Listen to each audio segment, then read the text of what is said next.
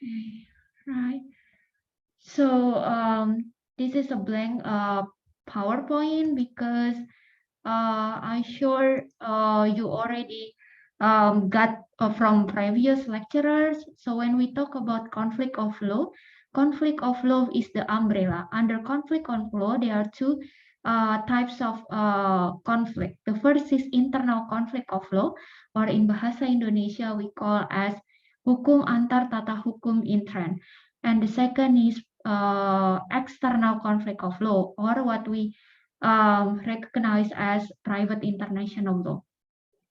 For the first one, internal conflict of law or hatah intern, as Indonesia is a plural legal system countries, in the case of private field or civil law, the legal systems are also plural.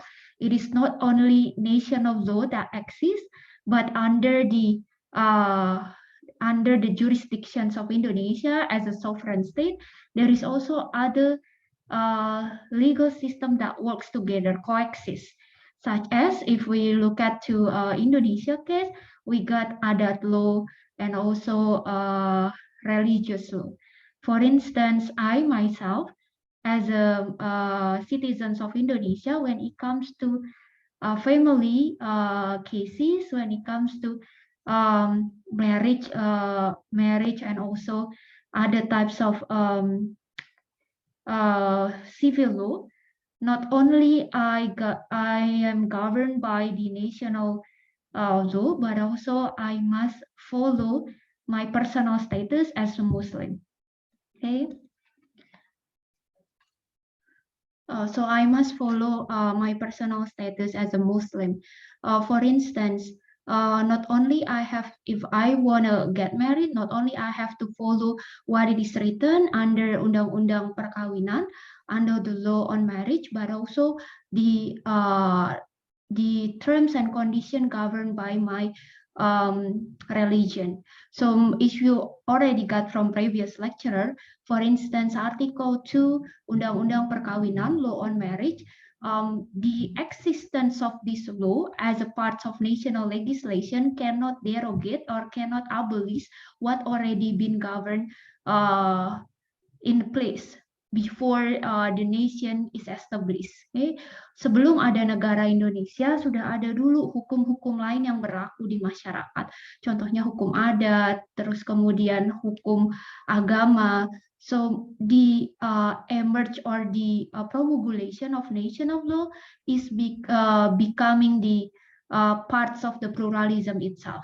Okay, as long as the practice not violating justice, not violating human rights, so on and so forth, the nation of law will law it. Okay, so that's why Article 2 Law on Marriage stating that marriage is categorized as valid if it is follow the terms and conditions and the regulation under kepercayaan, under the religious rule of each the person. Okay, and then the second, the marriage must be registered under the national law. So that is the proof. Whereas in Indonesia there is still what we call as internal pluralism.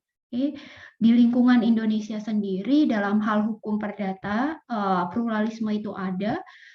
And what if within this coexist system there is conflict? Nah, to that sense, that is why we need hatah intern. So hatah intern consisted of sets of rules, whereas if there is conflict, then how to solve that conflict? Okay. For instance, in a case whereas the national law giving perkenan or give you choices, then you can follow other coexist system. Okay. However, if the national law consisted of prohibition and also requirement that you must follow, then you must follow it. Okay? So that is one of the thing about hatah intern. Still until now, hatah intern still exists, and then Is there any cases that show us about Hatta intern or conflict within the national private law system in Indonesia? If you look at decision made by, for instance, judges in district court or pengadilan negeri, there are some cases whereas the plaintiffs and defendants are Muslim, and the case is about waris, inheritance, but the case is handled by them. To a certain extent, there is some cases whereas they're not going to the Islamic religious court. Instead, they go for the general court. Other cases, for instance, when it comes to a family, whereas they got condition, different religion within the members of family, the question is how about the inheritance? What about if there is inheritance dispute between the deceased who are Muslim and then the heirs are non-Muslim, for instance? How judge solve that kind of problem? So that is parts of Hatta intern. Okay. However, as you may already got from previous lecturer for this course, because this is because of the length of the course, only one semester and 2 credits, we focus more on private international law. Okay, so we're going to discuss further on how is the development of Indonesia private international law, specifically on its legislation. So I am going to show you PowerPoint, but the PowerPoint is in Bahasa. I will speak in English though. Okay. So do you have any question or hard to understand the English explanation? Just let me know. Okay. So, right. So let's refresh what you already got from previous lecturer. I already mentioned about Hatta intern. Next is Hatta extern or private international law. Private international law is part of national law. So for instance, in Indonesia, Indonesia private international law is Indonesia national legislation that has foreign element. Hukum nasional yang mengandung unsur asing. Okay, so the thing is, keep that in mind. When we talk about private international law, we talk about a way or tools to solve foreign cases.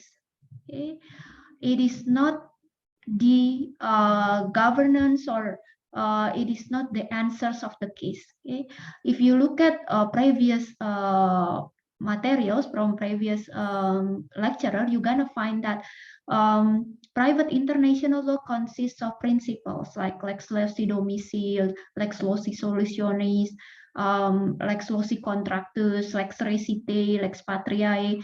So those are tools to solve problem. Okay, for instance, there is a case between a foreigner here in Indonesia. They got married here in Indonesia and valid accordingly to Indonesian law. However, they are Canadian, for instance. When they want to get divorced, the question is which law will be used. First, the judge will, there are four, this is also part to recap what you already got.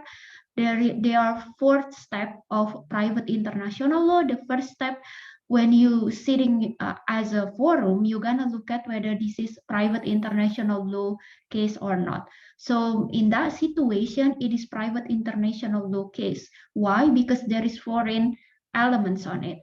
They are Canadian national. Okay. So next question is whether the court has the competence over that divorce case of Canadian nationals.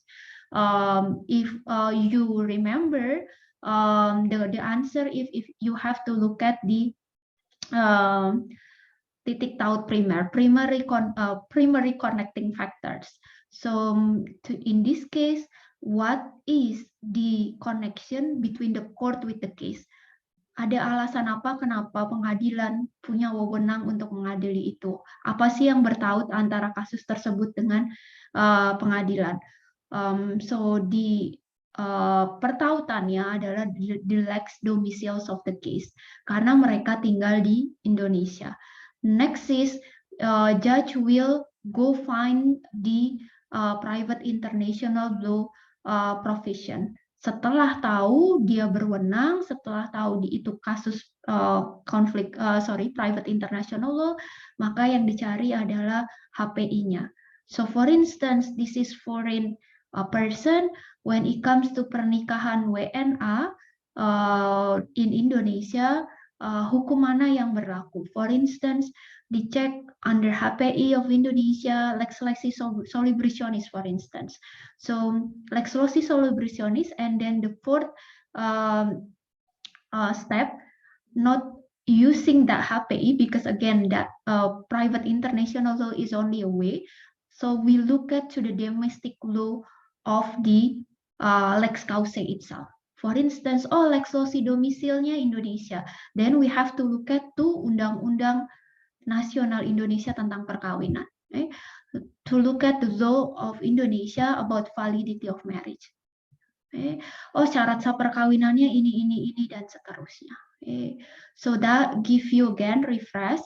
So when it comes to solving private international law case, there are 4 steps or logic thinking of private international law. This is according to Bayu Seto. First, whether it is HPI or private international law case or not. How to answer that, you have to find foreign elements on it. Second, whether the court has competence or not, you have to find the primary connectors, what connecting the case with the court. And then third is find the lex causa. How to find the lex causa? First, you have to look at the private international law of the forum, and then you're gonna find the asas or the principle.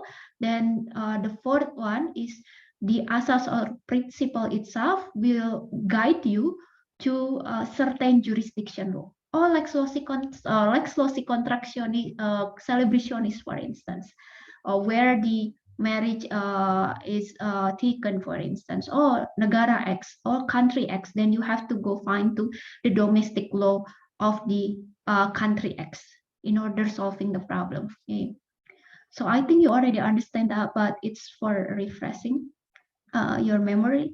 So next, now you already got how to solve private international law. The question is, within the jurisdictions of Indonesia, does Indonesia already got national legislation on private international law?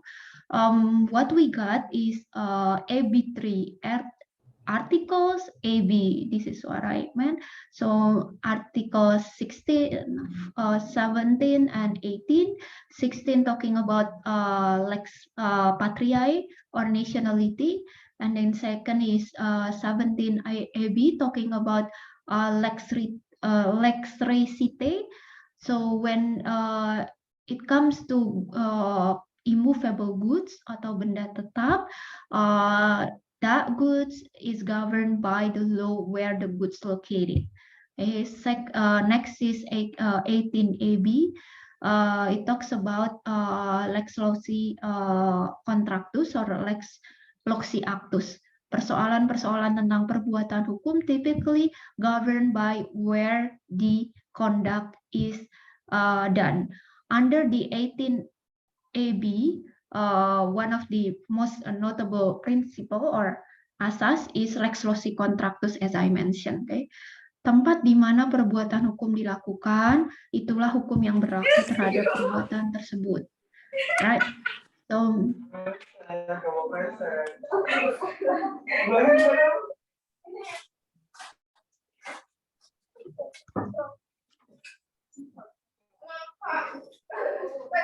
sorry, Serena, can you please mute yourself?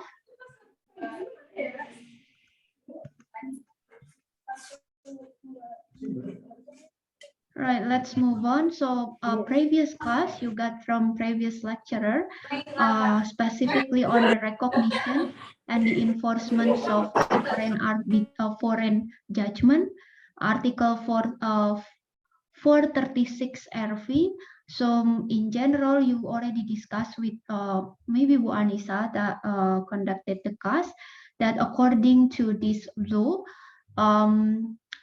foreign judgment or foreign decision cannot be implemented in Indonesia. Why? It is also the same with other countries.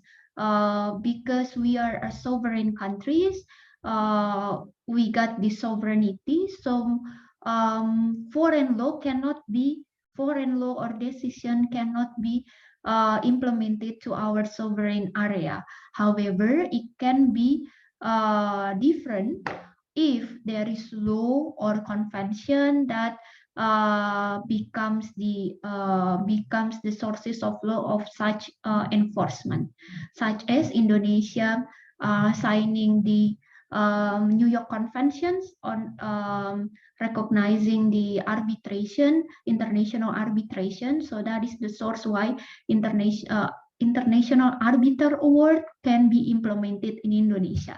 Okay. However, there is certain procedure such as harus didaftarkan dan seterusnya according to Indonesia domestic law. Okay. Other than that, Indonesia already got this HPI or private international law, but it is inserted to many legislation.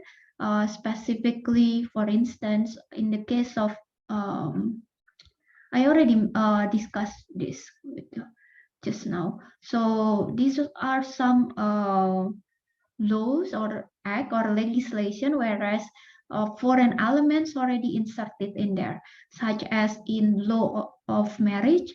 Under that, there is this foreign elements of if Indonesian national getting married outside Indonesia. So the foreign elements is the place where this Indonesian national celebrated their marriage. And then also, what about if foreign national getting married in Indonesia? That is also foreign elements. And there are also other laws such as Undang-Undang tentang insolvency or kepailitan, administrasi kependudukan. Because for instance, in Article 4, even if the children of a refugee, if the whereas the parents, for instance, are stateless, so if the children were born in Indonesia, then the children is Indonesian national. Okay. Next is under Undang-Undang Information and Electronic Transaction. It's also there is also foreign elements on that, and also immigration law. Okay. All right, so with that being said, Indonesia got already have its legislation, but it is not an umbrella on private international law.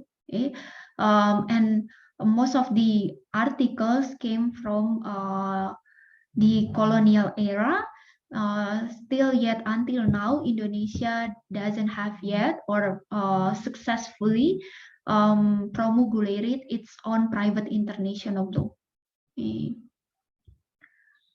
And now we're going to discuss specifically on each of the principles, but not all the principles that will lead us to how is the Bill of Private International Law already been drafted by the associations of teachers, lecturers, and also lawyers and professionals on private international law. I'm one of the members, and other lecturer at UGM also the members that join this association to draft the bill. Okay.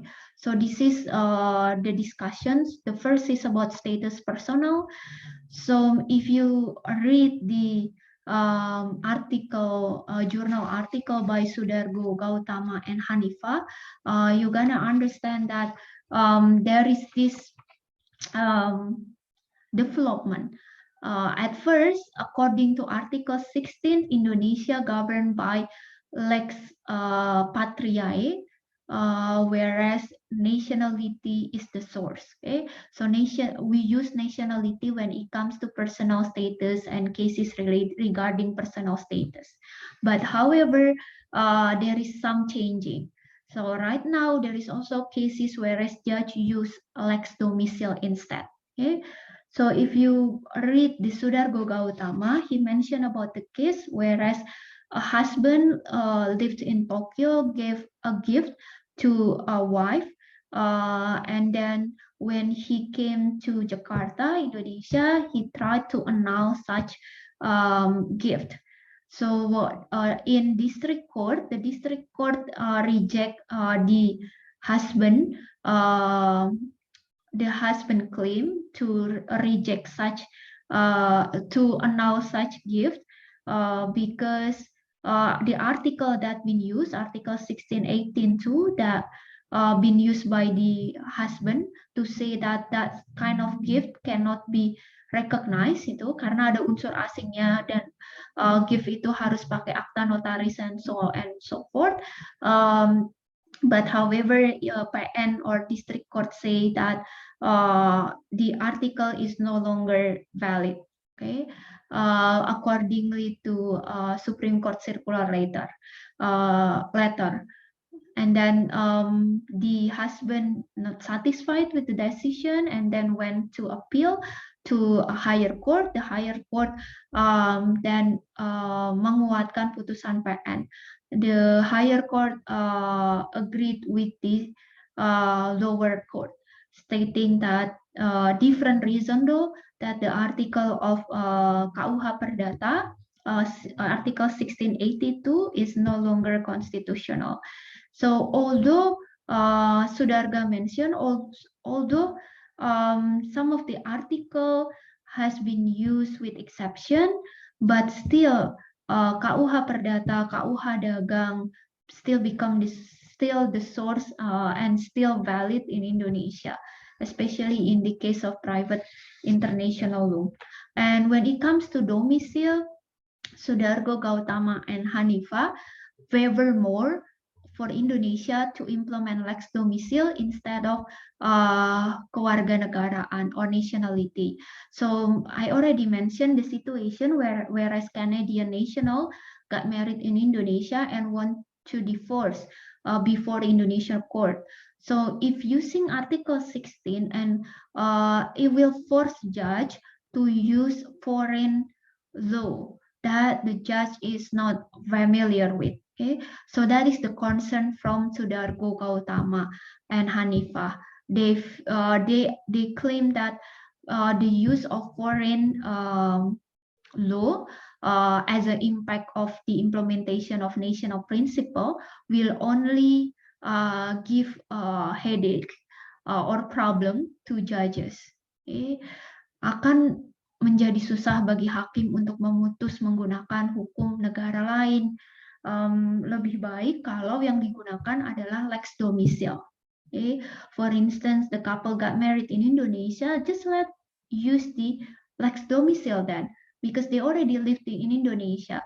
But the domicile requirement should be fulfilled. Okay. Nah, harus terpenuhi dulu syarat domisili di Indonesia itu apa dan seterusnya. Tapi yang digunakan lebih baik lex domicile.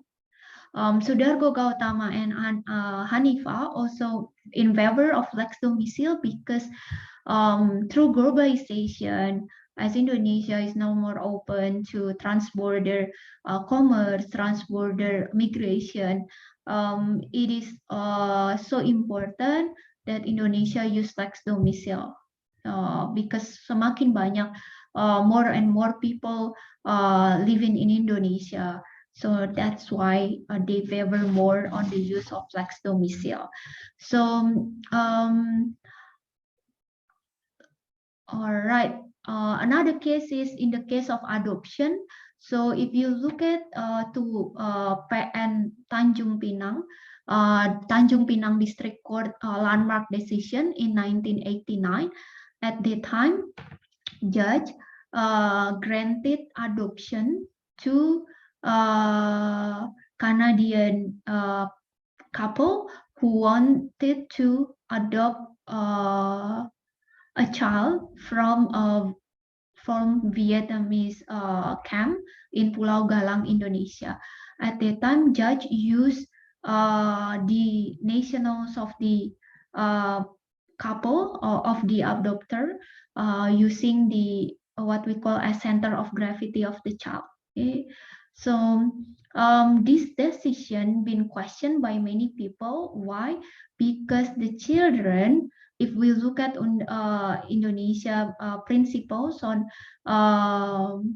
who are the Indonesian national, the children, if the children the children was born in Indonesia, the child was born in Indonesia, then he or she is Indonesian national. He or she lived in Indonesia at that time. So the domiciles in Indonesia.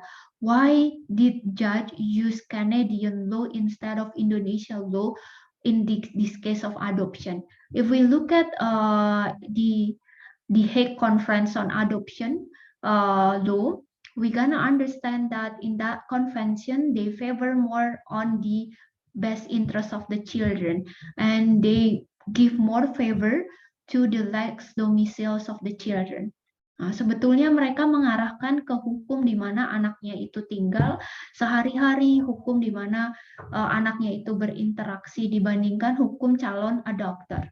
However, in this case, judge mentioned that both of the this Canadian couple did not yet fulfill the domicile requirement if they want to adopt someone. Kalau yang digunakan adalah hukum Indonesia, orang Kanada ini nggak memenuhi syarat. Menurut syaratnya adalah kalau mau adopsi harus tinggal lebih dari 2 tahun gitu. So judge decided and then the judge using interpretation, because Indonesia, as I mentioned, doesn't have yet the umbrella of private international law act or legislation. That's why judge using interpretation then using center of the gravity of the child, saying that in the future Canadian law will be surrounding and will be used by the children. Jadi yang digunakan adalah hukum Kanada, satu karena belum terpenuhi syarat domisilnya, dua nantinya anak itu akan menggunakan hukum Kanada.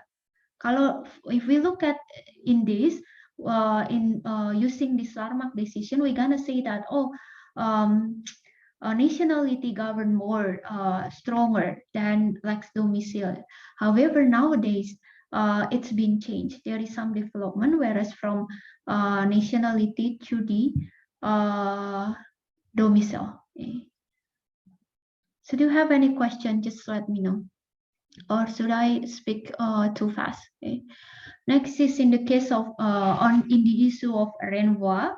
So you already understand from previous lecturer, Renvoir is a tools to avoid the implementation of foreign law. Okay?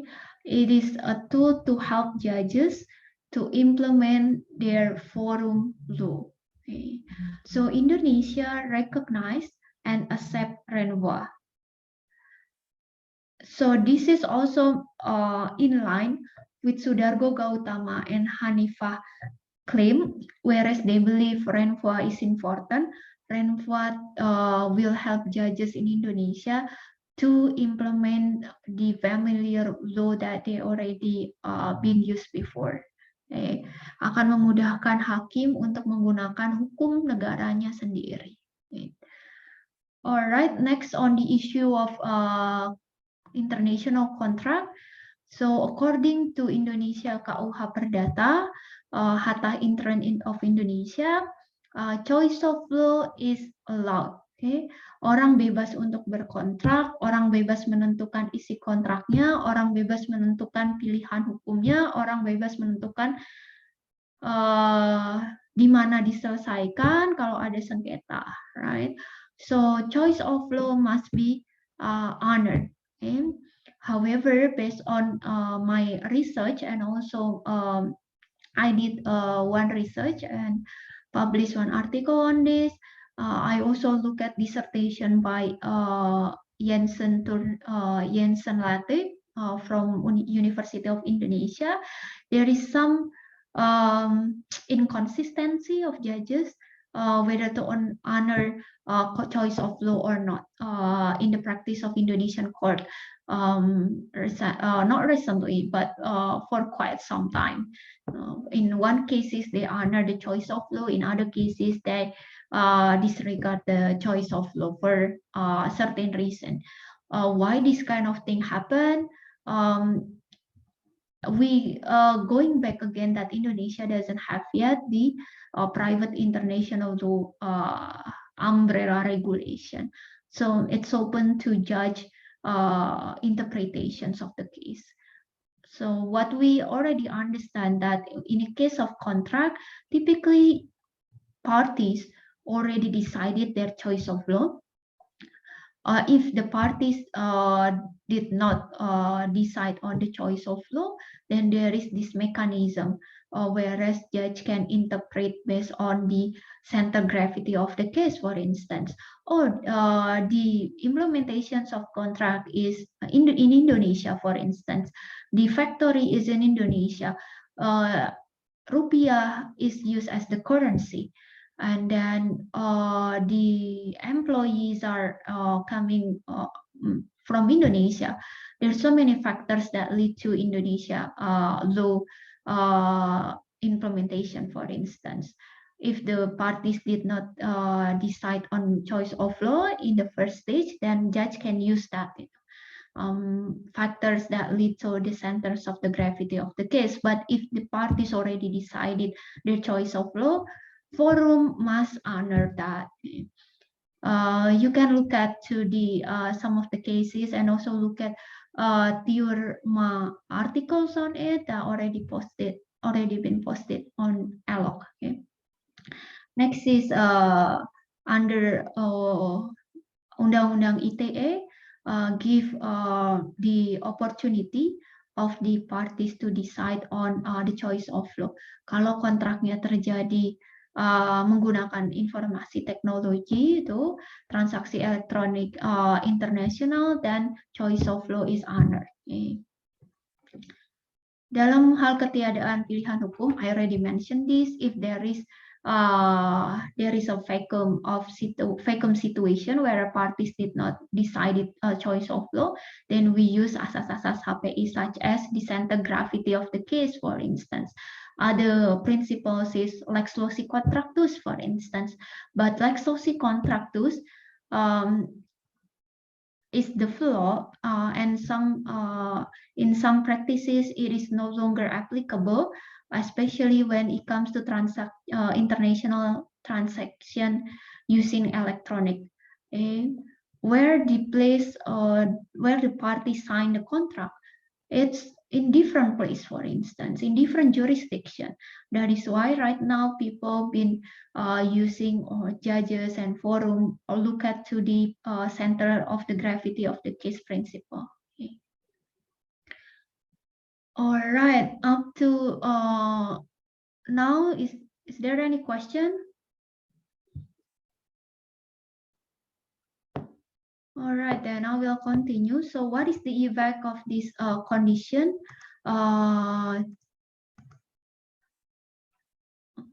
Let me go back to the Bahasa Inggris PowerPoint. So I already got this in English translation, so don't worry. Renvoir also here, choice of law also here. So what is the impact of Indonesia lack of this umbrella legislation on private international law?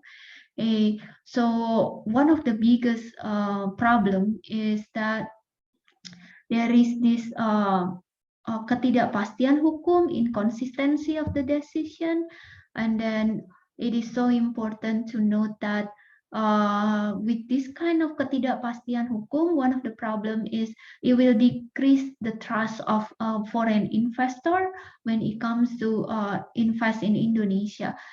Maybe you already got from Bu Anissa before that there is this practice of Indonesia court to decline the implementation of foreign arbitral awards, such as by using the public order reason. And for instance, in the issue of choice of law, as I mentioned before, in some cases judges honor that, but in other cases it is the principle was disregarded. For instance, that create inconsistency, that create situation whereas it's too much risk for an investor. Okay. So with that situation, the association tried to draft and try to advocate the Bill of Private International Law. It was started in 1983 and then 2014 and 2020. So the bill is finished. So much more discussion and stuff.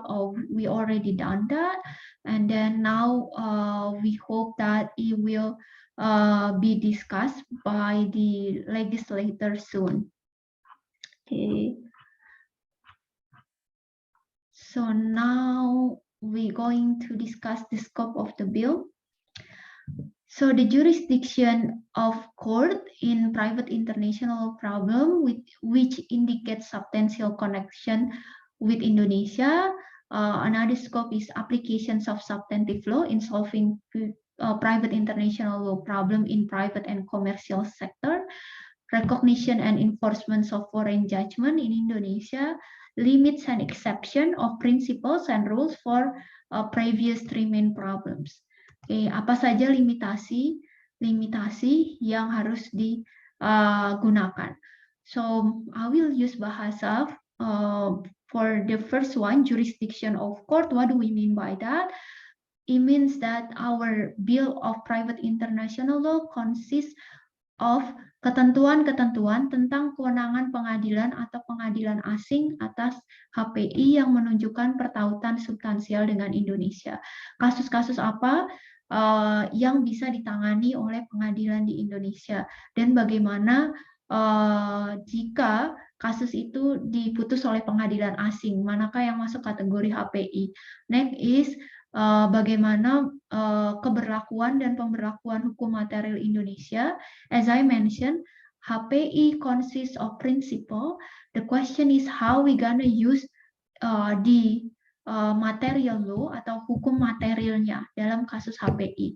It will also be the scope of the Bill of Private International Law. Next is how to recognize and enforce the foreign judgment in Indonesia. Bagaimana mengakui dan melaksanakan putusan pengadilan asing di Indonesia. So here are the structure of the bill. Chapter 1, ketentuan umum seperti halnya undang-undang pada umumnya. Next, the general rule, applicable law, apa yang dimaksud dengan classification, how to classify a case, what about the preliminary question. I forgot to discuss this a bit, so maybe you already got from previous lecturer. When it comes to primary question, it is a situation whereas parties ask judge to solve a appeal case. However, there is this preliminary issue or question that must be answered first. Why it might be answered first? Because this question will lead a judge to different direction finding lex causa. Okay? In the case of stateless parents and the children is asked for adoption, the preliminary question is what is the nationality of the children. Okay? Sebelum menjawab adopsi oleh orang asing bisa dilakukan apa enggak, harus diselesaikan pertanyaan anak itu kewarganegaraannya apa. Okay? If we are not answering that question, then we cannot answer the appeal case. Okay? Harus selesai dulu. Oh, kalau dia warga negara A or Indonesia, for instance, then it will lead us to the private international law principle of Indonesian law, for instance. Okay. Next, also this chapter discuss about Renvoir. I already mentioned to you what is Renvoir and how Indonesia paradigm on it, whether in Indonesia accept and also Indonesia implement Renvoir. Next is applications of foreign rules, and also about foreign judgment. I already mentioned at the beginning that Indonesia, according to article on RV, we cannot implement foreign judgment. However, it is possible if Indonesia has legislation or a convention that is the exceptions of such rules, such as Indonesia signed the New York Convention. Okay? And Indonesia also parts of ICSID that allow the foreign arbiter award to be decided and there is and be recognized in Indonesia. But if it is one to be implemented, then there is this procedure of recognition under the Indonesian law. Okay. Next is this bill also govern about subject of law, about personal status, and then juristic act, and also what about corporation? For instance, when it comes to corporation, what is the law governing the corporation, where the corporation is registered, or where the corporation act its performance, or where, for instance, the properties and other elements of the corporation is located, for instance. And also the bill also govern about the family, so transnational marriage, what are the substantial and formal conditions of marriage, what are the consequences of marriage, and then matrimonial property, also about nuptial contract, divorce, parental relationship. Next is international adoption. Why it got own chapter? Because as I mentioned, under the Hague Conference, there is international adoption conventions on it. And next is property. The question is, for instance, whether lex recite is the whether lex recite is absolute, for instance. And so we also discuss about that in the chapter. Next is obligation atau perikatan, contract, civil wrongdoing, or tort in Indonesian sense, unjust enrichment and stuff. Next is succession atau pewarisan. Next is specific obligations such as employment, consumer contract, and stuff. All right. Any question? Mbak Laras, if I may ask several questions. Yes, Gabriela, please. I would like to ask regarding the Tanjung Pinang case, Mbak. So Yes. since you mentioned that the decision of the judge to resort to Canadian law is because the couple does not fulfill the requirement of domicile, Mbak, was the judge referring to the requirement where adopting parents must reside di Indo selama 2 tahun, Mbak? Yes, that is correct.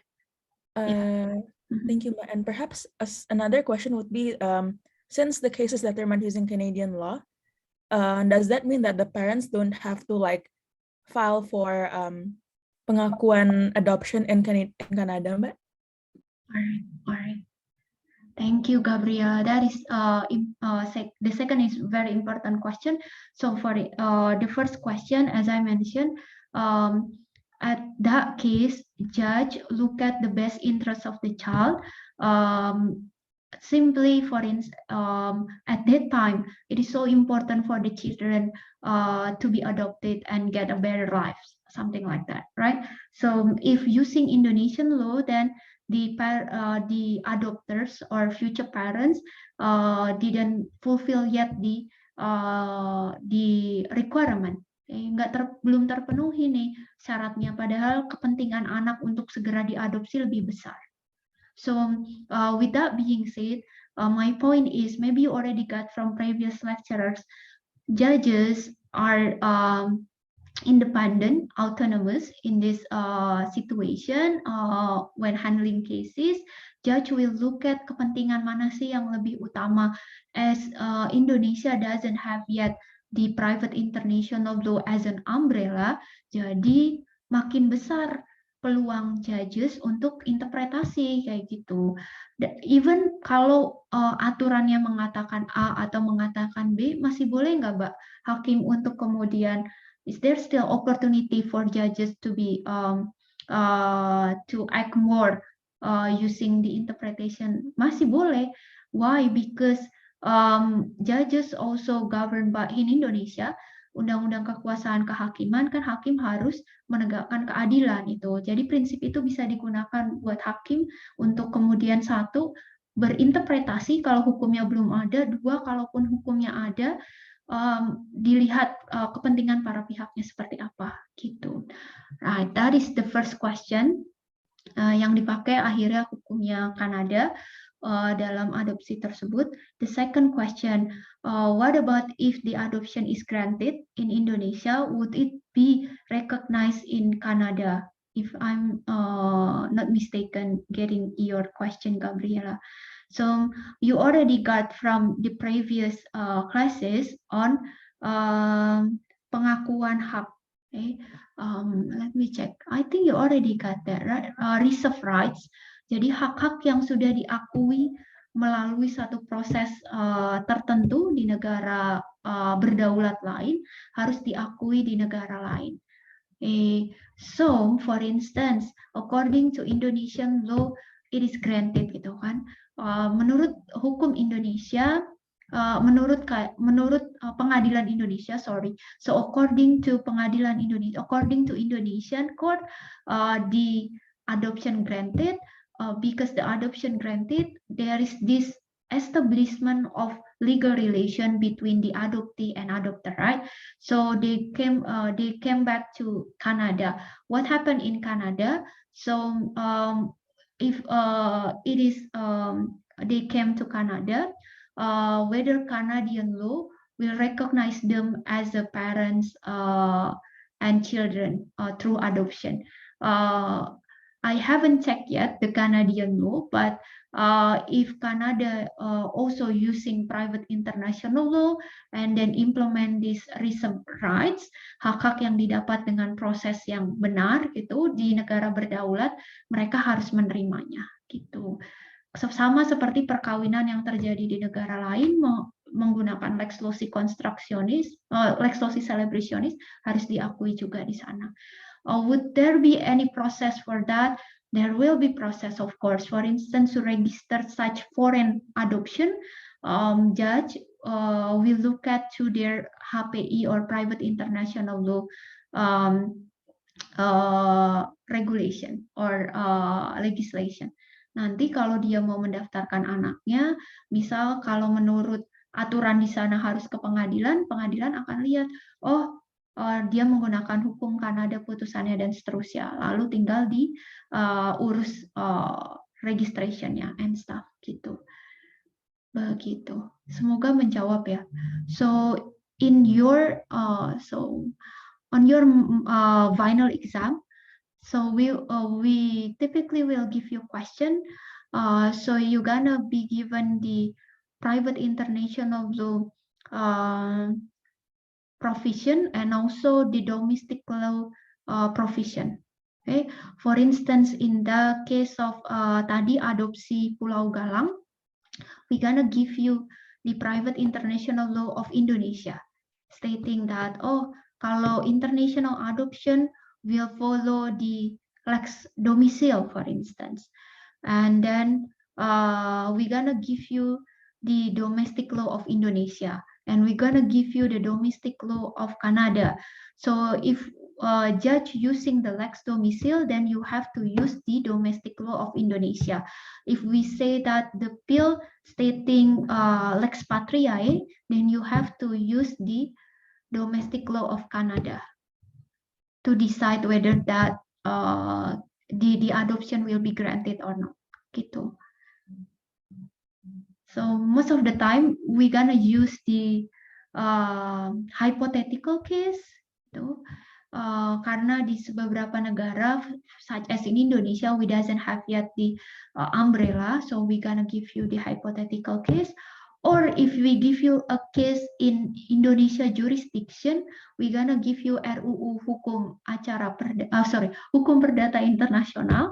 Then you gonna use that, stating that judge using future interpretation, menggunakan interpretasi futuristik, something like that. Thank you, Gabriela. Hope that answer your question. Thank you, Mbak. Ya, ada lagi pertanyaan?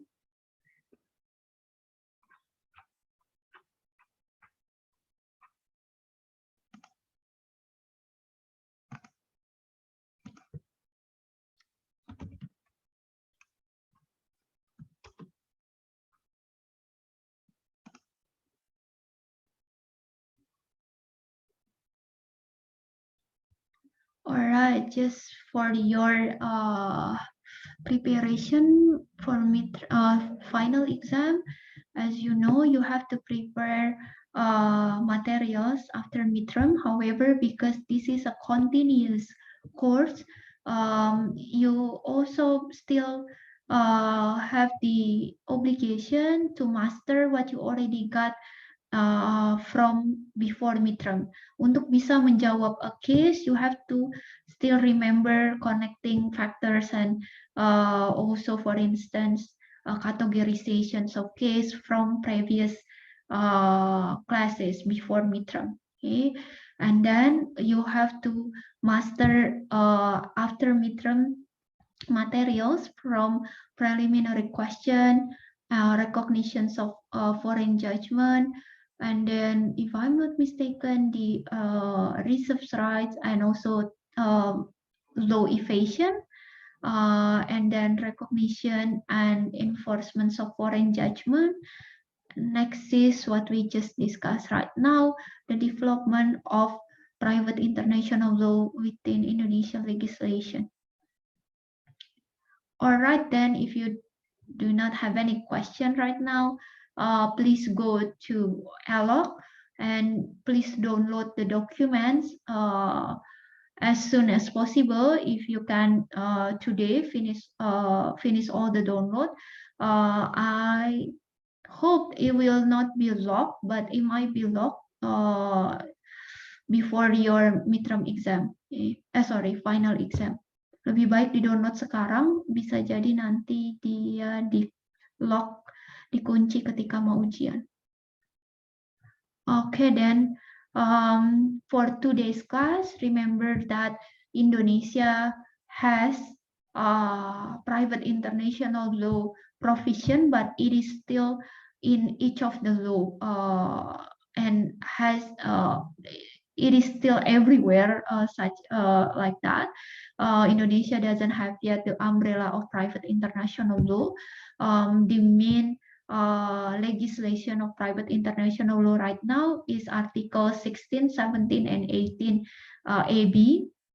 And then in different types of act, undang-undang, there is also foreign elements.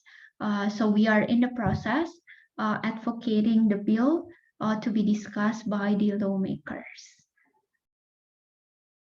All right, then. Thank you for participating in today's class. I wish you the best for your final exam.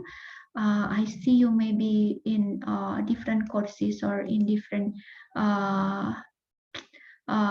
events or other activity in campus. Thank you, guys.